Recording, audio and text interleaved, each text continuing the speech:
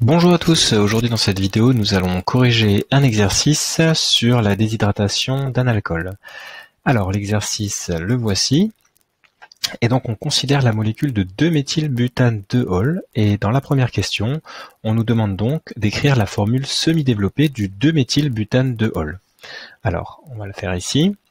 Donc, pour répondre à cette question, eh bien, je recherche un peu la racine ici de notre molécule et je vois du butane, donc je sais que ici j'aurai 4 carbones.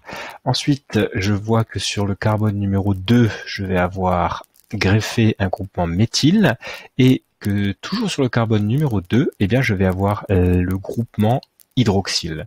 Donc c'est parti, je peux écrire 4 carbones à la suite.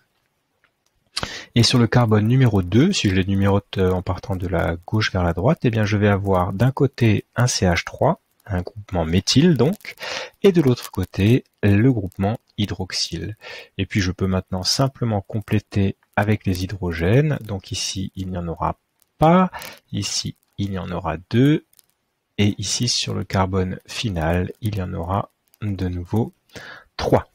Voilà pour la formule semi-développée du 2-méthylbutane-2-ol. Alors si vous voulez, je précise ici que ça c'est le carbone numéro 2, ça c'est le carbone numéro 1, le carbone numéro 3 et le carbone numéro 4. Voilà, ça c'est bon. Je passe à la formule topologique. Alors la formule topologique, je vais représenter finalement le squelette carboné de la molécule. Donc ici j'ai un enchaînement de 4 carbones. Donc très simplement, je vais faire 1, 2, 3, 4 carbones, voilà, dans un premier temps. Donc chaque sommet représente un carbone, hein, et puis les liaisons représentent des liaisons carbone-carbone finalement. Et puis sur le carbone numéro 2, eh bien j'ai un CH3, donc je vais mettre une barre, et j'ai encore un OH, donc je vais mettre une autre barre comme ça, OH. Alors lorsqu'on a quatre substituants autour d'un carbone, en fait on fera plutôt une croix comme ça, donc on aura plutôt quelque chose comme ça, avec la dernière liaison ici, comme ça. Voilà pour la formule topologique. Voilà. Donner la classe de cet alcool. Alors pour trouver la classe de cet alcool, il faut que je regarde le carbone qui porte le groupement hydroxyle. Donc le groupement hydroxyle, il est ici. Et le carbone numéro 2, eh bien regardez, il est lié à 1, 2, 3 autres carbones. Donc le carbone qui porte le groupe hydroxyle est relié à 3 autres carbones. On a donc un alcool tertiaire ici. Et je peux passer à la question suivante. Au cours d'une déshydratation, cet alcool peut former 2 alcènes différents. Donnez la formule semi-développée topologique ainsi que le nom des alcènes obtenus. Alors ici, je vais repartir bien de la formule semi-développée ici. Et alors ce qui peut se passer, c'est que si je chauffe cet alcool en présence d'un agent déshydratant, eh bien le OH qui est là, et il va pouvoir partir, et il va pouvoir partir en compagnie en fait d'un atome d'hydrogène, et donc ça fera H plus OH, et donc il y aura bien une molécule d'eau qui va partir. Alors cet atome d'hydrogène, eh bien il peut être soit ici, sur le carbone directement adjacent, soit sur ce carbone-là.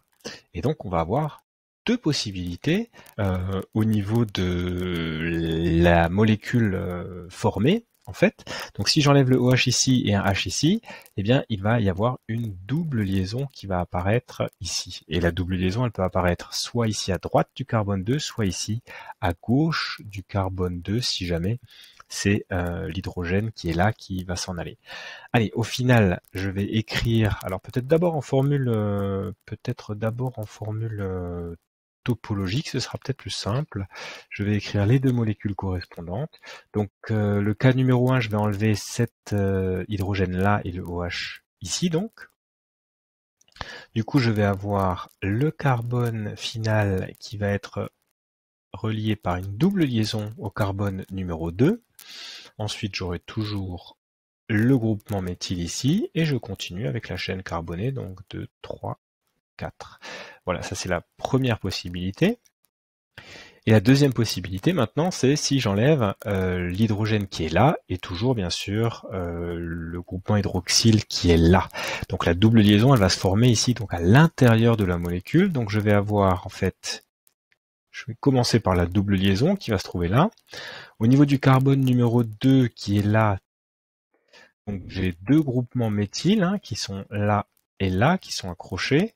Donc j'en mets un ici et un là. Et puis derrière, ben j'ai tout simplement un groupement méthyl ici, donc je peux faire comme ça. Et donc j'ai bien 1, 2, 3, 4 carbones, une chaîne de 4 carbones avec un groupement méthyl sur le carbone numéro 2. Alors au niveau des noms de ces molécules, donc ici, alors peut-être d'abord la formule semi-développée éventuellement. Alors formule semi-développée, on aura ici du CH2, double liaison C, tiré, alors je le mets en bas ici, hein, le CH3, le méthyle, tiré CH2, tiré CH3. Et pour celui-ci, alors je vais l'écrire là en haut, je vais avoir donc CH3 C, ça c'est le carbone numéro 2. Sur le carbone numéro 2, j'ai un méthyle qui est là. Ensuite, j'ai la double liaison et j'ai les deux carbones restants. Donc CH, ici je ne mets que un H parce qu'il fait déjà 3 liaisons et CH3, le carbone terminal de la chaîne.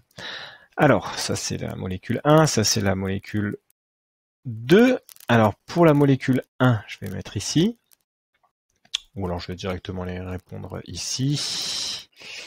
Alors, pour la molécule 1, quel va être son nom? Eh bien, 1, 2, 3, 4, c'est la chaîne carbonée la plus longue. Elle a une double liaison sur le carbone numéro 1, finalement. Donc, ça va être une molécule de la famille des alcènes. Donc, je vais obtenir Et donc là, sur le carbone numéro 2, on aura toujours un méthyle. Hein. Donc, j'ai du 2-méthyle. Et ensuite, on a un but-1N. But-1-N. Et pour la molécule numéro 2, alors je vais l'écrire ici si j'ai de la place. Donc ici, ben, on a toujours un butène en fait. Toujours sur le carbone numéro 2, on va retrouver ce méthyle. Mais maintenant, la double liaison a migré sur le carbone numéro 2. Elle est entre le carbone numéro 3 et le numéro 2. Donc on écrira du 2-méthyle but-2-N. Et voilà. On a répondu à la question numéro 3. Et maintenant, il ne nous reste plus que la question numéro 4. Citer deux agents déshydratants que l'on peut utiliser pour effectuer cette réaction. Eh bien, les deux agents déshydratants courants sont soit H2SO4, c'est-à-dire l'acide sulfurique, soit un autre agent déshydratant courant qu'on utilise, c'est Al2O3, qui n'est d'autre que l'alumine. Et voilà.